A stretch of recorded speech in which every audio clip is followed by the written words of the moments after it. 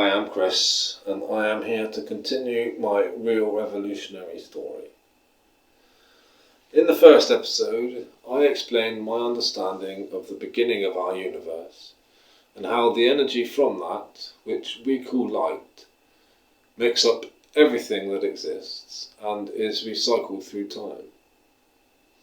I also implied that God, as referred to in the Torah, Bible and Quran, is, in my view, a being with life from another planet, an extraterrestrial species.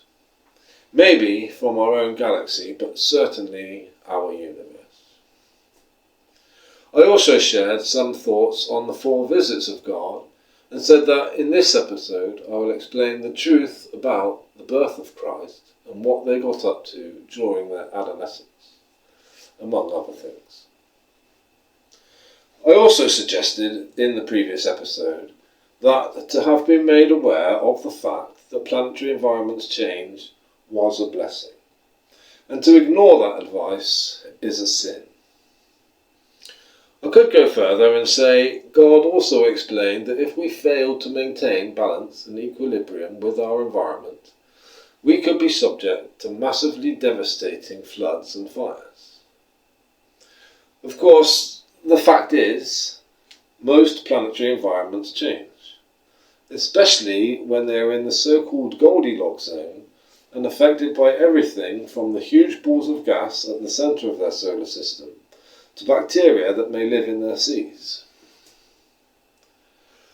The point of the first episode was to reveal that God tried to explain to us the true nature of our existence at the birth of our civilization, probably to help us learn to live in balance with our environment, and with the hope of preventing us from causing too much harm to it. When God came back and found Moses living as a slave in Egypt, and a multitude of different societies all battling for control of the land and people, wealth and power, they were probably not all that impressed, and after helping Moses escape from Egypt, decided to share with them a simple set of rules to try to prevent society from needlessly destroying itself or other animals and the environment. They then also promised to return again to see if there was any improvement in our social behaviour. God did not promise any piece of land to any one or any group of people. The next part of this story, the bit about the conception and birth of Christ, is probably the most well-known story in the world, and has shaped a lot of our social practices over the course of the last 2,000 years or so. What we believe about it is basically true. However, in my opinion, the real story is actually even more interesting and potentially much more influential than the one that was written into the Bible and has been passed down through the ages. God is an alien species. The angel Gabriel was one of that species. As expressed in the Bible story, Gabriel appeared to both Mary and Joseph to explain to them the procedure that they would be going through, like any doctor would for a patient as part of any treatment. Following that, Gabriel took specimens of both Mary's eggs and Joseph's sperm. Then, returning to their spacecraft, they fertilized the egg and also modified the embryo before coming back down to Earth to implant that embryo into Mary's womb. They then stayed in a stationary orbit over the Middle East until that child's birth. None of this is miraculous. We have the capacity to do nearly all those things ourselves in the modern world. There is nothing really new about this story. by accepting the obvious truth that God is the name we have given to a species of evolved intelligent life from another planet, then the only question this story really raises is, why would an alien species want to cause a human woman to have a child?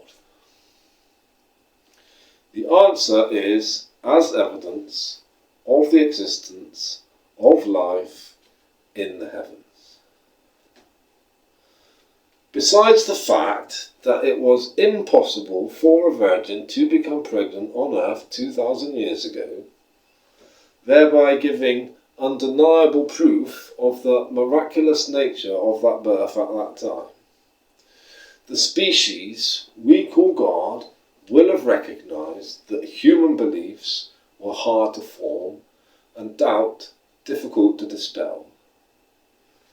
As such, they embedded in Christ's embryo further proof of their existence that could only be found at a time when our own abilities had enabled us to understand the true nature of our own existence. Thankfully, that is not yet the end of Christ's story, even though he goes missing from the Bible for the whole of his teens and 20s. What Christ did in those missing years was set about laying the foundations for the discovery of the truth.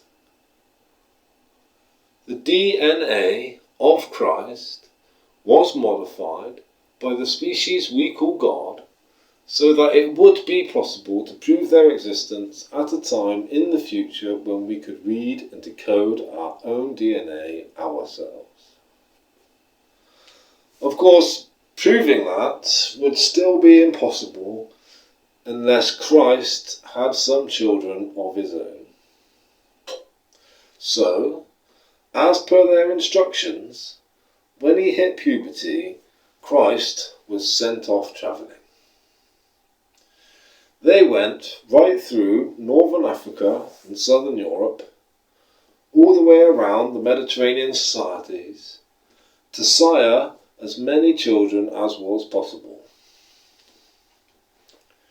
Beyond the purpose of spreading his seed, Christ learnt as much as he could about all the different cultures and means of existence of the societies he visited.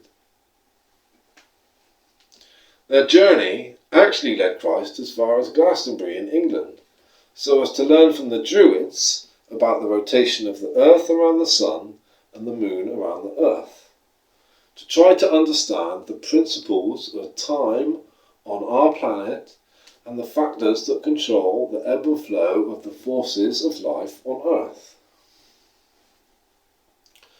By the time he returned to Jerusalem, Christ probably knew more about the patterns of life and the societies of the world than any other person alive at that time, and, more to the point, had fathered plenty enough children to ensure that some of his descendants would still be alive at a time we call now. I am one of them, but I am not the only one. There are, in all probability, many millions of us. But, perhaps even more to the point, some of us are actually very famous. I am not famous. Bob Marley was though. So were John Lennon and Tupac. As are Billy Joe Armstrong, Zach De La Rocha, the scientist RZA, and Eminem, to name a few. Besides sharing at least one chromosome with Christ, we have a modification which was first made to Christ, is discoverable in our DNA and reveals itself, quite literally, in our cognitive capacity. The species we call God modified Christ so that the proteins our bodies naturally produce to pass bits of energy between the synapses of our brain remained attached to those synapses, creating renewable bridges of matter across them. This trait is still visible in the descendants of Christ and can materialize with increased propensity under the influence of cannabis.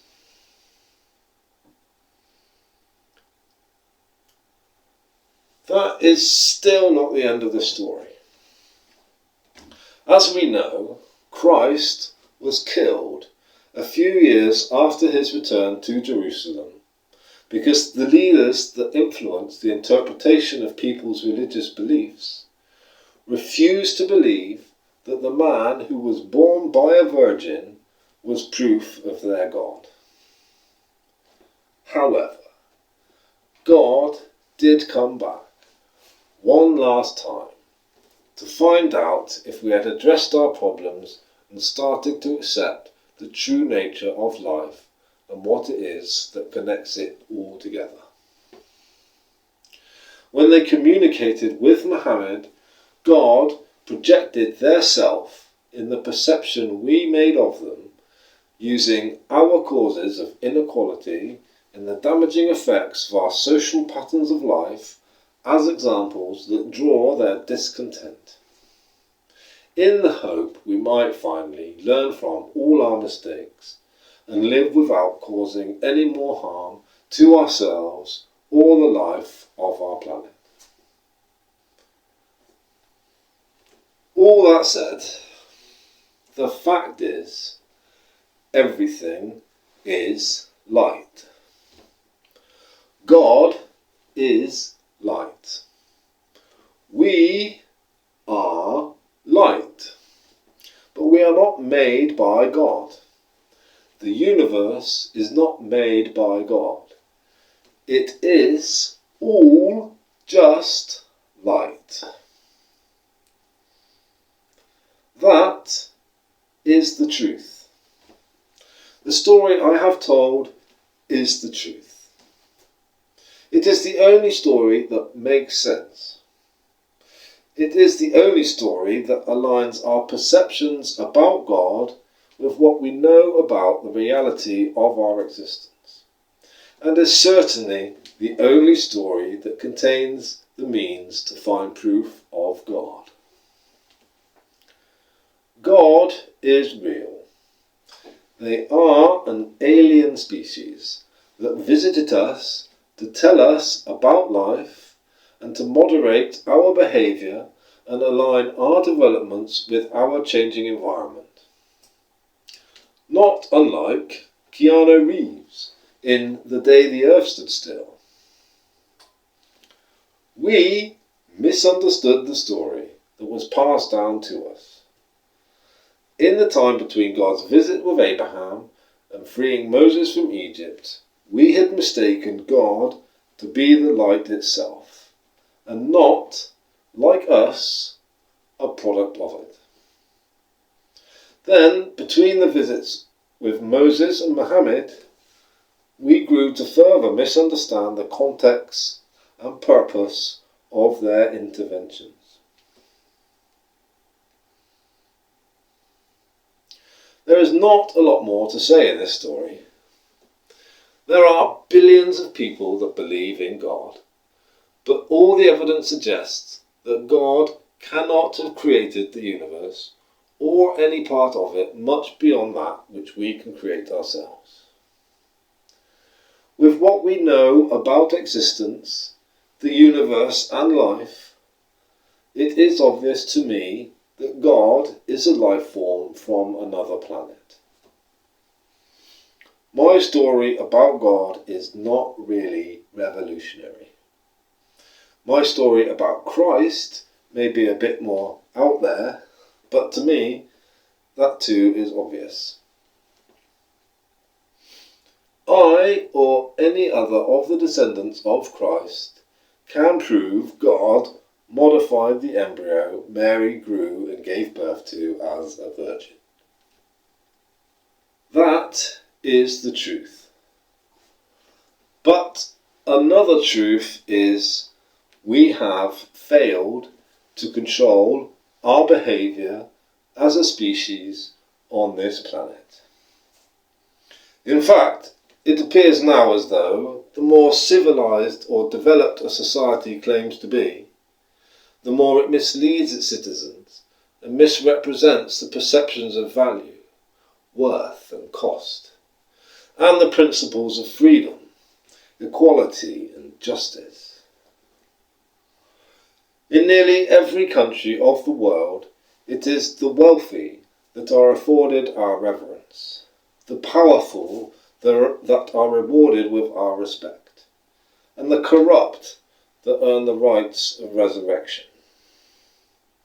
But now, for people that have taken advantage of their positions of influence, there is nowhere left to hide. The world is changing, and we will either survive by adapting to those changes, or we won't. In the end, though, whatever we each choose to believe will make little difference when what we experience will be truth enough. The moral of this story is actually that life definitely does exist elsewhere in the universe, and that we will find it if we go looking for it. But that also means we first have to get to grips with how life functions on our own planet. And to do that, we really need to stop believing it was made by God and stop destroying it. Whether with our bombs and missiles or our own emissions and other forms of pollution. If we do not stop the wars and all the other causes of harm, we will end up killing ourselves off as a species. I'm afraid, no matter what else we believe, there can be very little doubt about that. The rest of my story is more history of the world we have grown up with. How much of our history we believe is a choice we make on the evidence available to us, and our understanding that different people have different perceptions of the same events. In most cases, though, the simplest version of a story is often the truest version. When the emulsion of all our beliefs is boiled down and all the gloss and embellishments are evaporated off, the solution left behind can only really be the truth. The truth is, God is not coming back. No one is going to come and save us. We have to adapt by ourselves, and to do that we need to understand the root to all our problems. We cannot have a real revolution without knowing the real problem. And our problems really began at the very birth of our civilization, millennia before God first appeared. In the next episode, I will explain the fundamental problem of our civilization, how it grew to misshape our perceptions of value, and how we can change those perceptions to benefit the growth of all of our lives. In the final episode, I will explain how to bring our corrupt, unjust and dysfunctional system to its knees, and raise one wherein freedom is equal to us all. I am Chris. I am the Real Revolutionary. Thanks for watching.